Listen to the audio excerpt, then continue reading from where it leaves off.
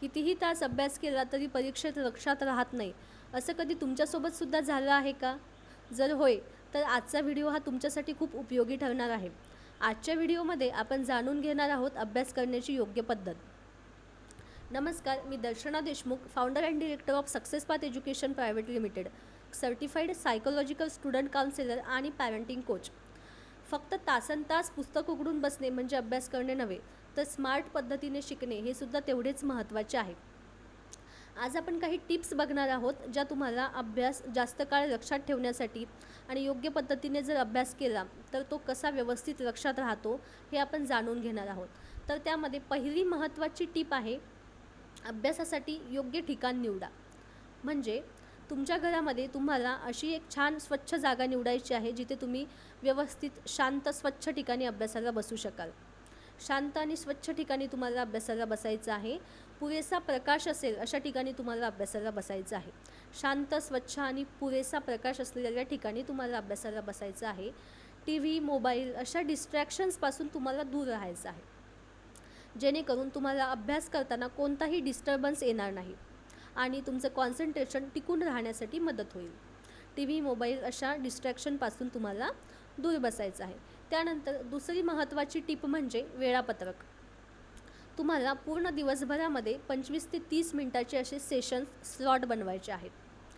म्हणजे 25 ते 30 मिनिट अभ्यास आणि 5 ते 10 मिनिट तुम्हाला विश्रांती घ्यायची आहे.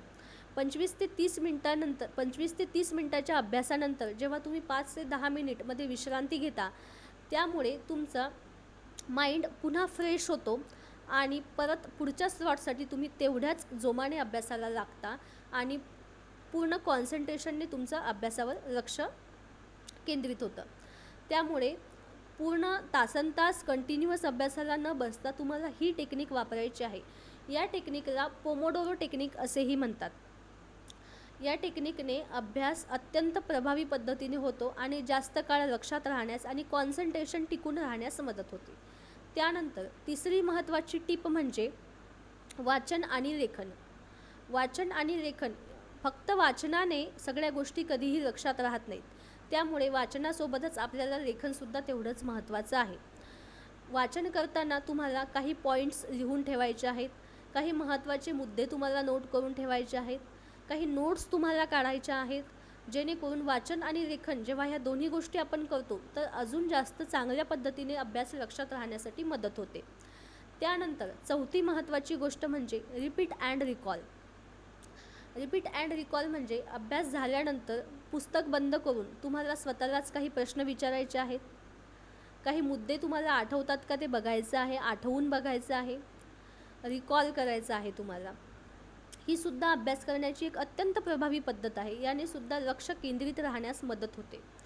त्यानंतर पाचवी महत्त्वाची टीप म्हणजे मागील प्रश्नपत्रिका सोडवा. जेव्हा आपण मागील प्रश्नपत्रिका सोडवतो तेव्हा आपल्याला एक्झामचा पॅटर्न कसा आहे, क्वेश्चन्सचा फ्लो कसा आहे, ह्या गोष्टी आपल्या लक्षात यायला लागतात. मागील प्रश्नपत्रिका सोडवल्याने आपला कॉन्फिडन्स वाढतो. म्हणजेच येणाऱ्या पेपरची आपल्या मनात फारशी भीती उरत नाही, कारण प्रिव्हियस क्वेश्चन पेपर आपण हाताळलेले असतात. एक्झामचा पॅटर्न कसा आहे हे आपल्याला माहिती पडलेलं असतं. क्वेश्चन्सचा फ्लो कसा आहे हे सुद्धा आपल्याला कळलेलं असतं. त्यामुळे जेव्हा फायनल एक्झाममध्ये जेव्हा क्वेश्चन पेपर आपल्या हाती येतो तेव्हा आपल्या मनात फिअर नसते. आपण कॉन्फिडंटली एक्झामला सामोरं जातं, कारण ऑलरेडी आपण त्या गोष्टी केलेल्या असतात. त्यामुळे मागील प्रश्नपत्रिका सोडवणे ही सुद्धा एक अत्यंत प्रभावी पद्धत आहे अभ्यास करण्याची. त्यानंतर सहावी महत्त्वाची टीप म्हणजे आहार आणि विश्रांती, आहार आणि झोप. तर तुम्हाला पुरेशी झोप आणि योग्य पौष्टिक आहार हे सुद्धा घेणं खूप जास्त महत्त्वाचं आहे. कारण अपुरी झोप आणि चुकीचा आहार जर तुम्ही घेत असाल तर नक्कीच तुमचं कॉन्सन्ट्रेशन बिघडू शकतं. तुमचा अभ्यास करण्याचा जो उत्साह आहे तो कमी होऊ शकतो.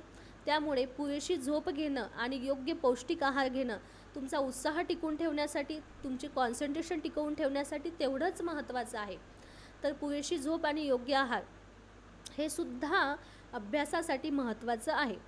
त्यानंतर सातवी महत्त्वाची टीप म्हणजे कन्सिस्टन्सी, सातत्य, नियमितता. तर अभ्यास करण्यासाठी कन्सिस्टन्सी ही फार महत्त्वाची आहे. नियमित रोज थोडा थोडा अभ्यास करा. परीक्षा जवळ आल्यानंतर शेवटी केलेला अभ्यास कधीही खूप चांगलं बेनिफिट देत नाही किंवा घाईघाईने केलेला अभ्यास फार चांगला लक्षात राहत नाही, त्याचा खूप चांगला फायदा आपल्याला होत नाही. त्यामुळे घाईघाईने अभ्यास करायचा नाही आहे आपल्याला. नियमितता ठेवायची आहे, सातत्य ठेवायचं आहे, कन्सिस्टन्सी ठेवायची आहे आपल्या अभ्यासामध्ये. स्कूल चालू झाल्यापासून किंवा कॉलेज चालू झाल्यापासून सुरुवातीपासूनच आपल्याला थोडा अभ्यास डेली करायचा आहे. जो काही टाईम तुम्ही ठरवलेला आहे अभ्यासासाठी 1 तास 2 तास, तो आपल्याला डेली फॉलो करायचा आहे.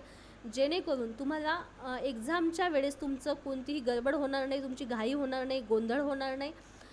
जेव्हा तुम्ही कन्सिस्टन्सी ठेवता अभ्यासामध्ये तेव्हा तुमचा पूर्ण सिलेबस व्यवस्थित प्रॉपर पद्धतीने कव्हर झालेला असतो एक्झामच्या अगोदर आणि तुम्ही एक कॉन्फिडन्स तुमचा वाढलेला असतो. तर ह्या 7 टिप तुम्ही जर व्यवस्थित फॉलो केल्या तर नक्कीच तुमचा अभ्यास खूप चांगल्या पद्धतीने होईल आणि खूप चांगलं लक्षातसुद्धा राहील आणि एक्झाममध्ये तुम्ही खूप चांगल्या पद्धतीने त्या गोष्टी मांडू शकाल, लिहू शकाल आणि ऑब्वियसली तुमचा रिझल्टसुद्धा खूप चांगला येईल. तर ह्या महत्त्वाच्या टिप होत्या अभ्यास करण्याच्या. ह्या टिप्स जर तुम्ही फॉलो केल्या तर नक्कीच तुम्हाला चांगलं यश मिळेल. विद्यार्थ्यांनो, अभ्यास करणे म्हणजे फक्त मेहनत करणे नाही, तर योग्य पद्धतीने शिकणे हे सुद्धा तेवढंच महत्त्वाचं आहे. तर रोज छोटे पावलं उचला आणि मोठ्या यशाकडे वाटचाल करा. ह्या टिप्स जर तुम्हाला आवडल्या असतील तर मला कमेंटमध्ये नक्की सांगा आणि चॅनलला सबस्क्राईब करायला विसरू नका. अशा नवनवीन टिप्स आम्ही तुमच्यासाठी अजून घेऊन येणार आहोत. थँक्यू.